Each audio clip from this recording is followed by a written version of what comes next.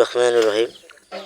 সাদিচর সাধারণ ক্ষুদ্র ব্যবসায়ী সমবায় সমিতির সভাপতি জনাব মোহাম্মদ বিলাল হোসেন সাহেব, আপনারা তাকে এখানে দেখতে পাচ্ছেন।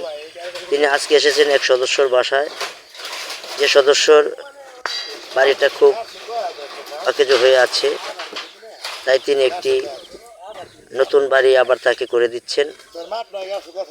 আপনারা এখানে দেখতে পাচ্ছেন, কোনো সদস্য কোনো সমস্যা হলে তাৎক্ষণিক তিনি ব্যবস্থা নেন এবং এইভাবে নিজ হাতেই তিনি কর্ম করে থাকেন।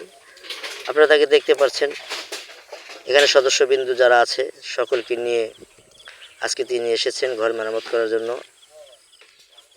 এভাবেই তিনি শুধু সদস্যদেরকে নয়, যে কোনো সদস্য যে কোনো সমস্যা হলেই তিনি তাৎক্ষণিক ব্যবস্থা নেন।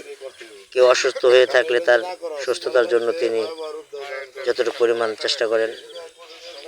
কেউ অসহায় থাকলে তাকে সহযোগিতা করেন। এমনকি মিত্র পথযাত্রী যারা টাকার জন্য লাশ স্থাপন করতে পারে না, তাদেরকেও তিনি সহযোগিতা করেন। অসুস্থ রোগীদের সহযোগিতা করেন। শুধু আমাদের সদস্য মেম্বার যে তাই নয়, এখানে আছেন আমাদের কোষাধ্যক্ষ সাহেব, তিনিও আমাদের কাজ করতেছেন। এখানে জুলহাস সদস্য মেম্বার, তিনিও কাজ করতেছেন। এভাবে তিনি প্রত্যেকটা সদস্যের খোঁজ খবর নেন।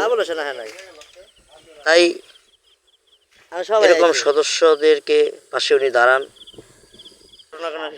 আর এমন সভাপতি আমাদের সদস্যদের মাঝে এসেছেন, আমরা সকলেই গর্বিত। তিনি শুধু সভাপতি নয়, সবার প্রতি তার দয়াশীল। তিনি প্রত্যেকটা কাজ খুব নিখুঁতভাবে করে থাকেন, তখন কোনো সদস্য সমস্যা হয়। আপনারা নিজ চোখে দেখতে পাচ্ছেন, আজকে আমাদের সদস্য মেম্বার শফিকুল ইসলাম তার ঘর আজকে তিনি মেরামত করে দিচ্ছেন সদস্যবিন্দুদেরকে নিয়ে। আপনারা এখানে দেখতে পাচ্ছেন সদস্যবিন্দুদেরকে নিয়ে আমাদের সভাপতি সাহেব বসা আছেন।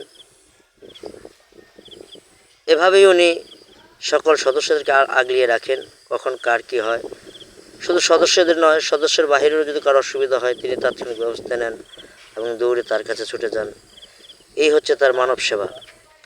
যদি সদস্যরা কষ্ট করে, সে নিজেই কষ্ট পায়। তাই চান প্রত্যেকটা সদস্যই যেন স্বাবলম্বী হতে পারে। এই জন্য অনেক সদস্যদেরকে তিনি গুরু দিয়েছেন স্বাবলম্বী হওয়ার জন্য।